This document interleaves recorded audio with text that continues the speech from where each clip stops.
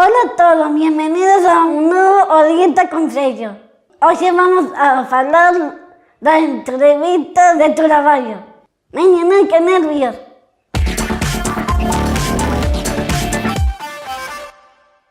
Hay que ver cómo es una entrevista de trabajo. Para ir preparados hay que investigar. De Detective León. ¿Qué está pasando aquí? ¿Qué está pasando allí? ¿Qué está pasando aquí? ¿Qué está pasando allí? Nada se me escapa, de todo me entero. Pero seamos filosóficos, ¿qué es una entrevista de trabajo?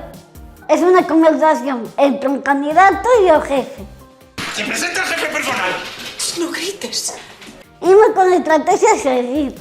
El jefe quiere saber si somos candidato ideal para el puesto. ¿Y qué hacemos nos?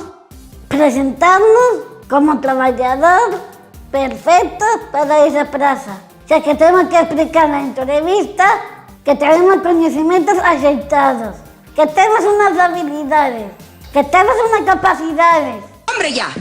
Sigamos con nuestra estrategia. Estas son las cosas que tenemos que tener en cuenta antes de una entrevista de trabajo.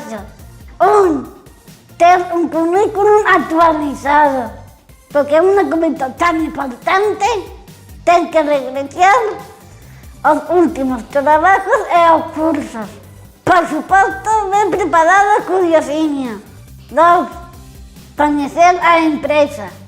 Así sabremos de qué peculiar. Aquí hay empresas para todo.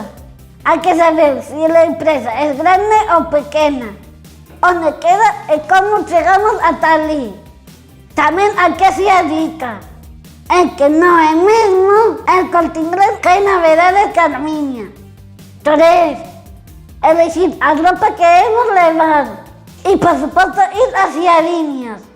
Un poquillo de perfume siempre ven bien. Es importante dar una buena impresión. 4. Dejar el novio en la casa. No vayamos que nos llegue mala pasada. Quizá nunca se me equivocado. 5. Y por último, muy importante, estar preparado para triunfar. Aquí remato los consejos de hoy. Esperamos que se de mucha ayuda. Muchas gracias por vernos.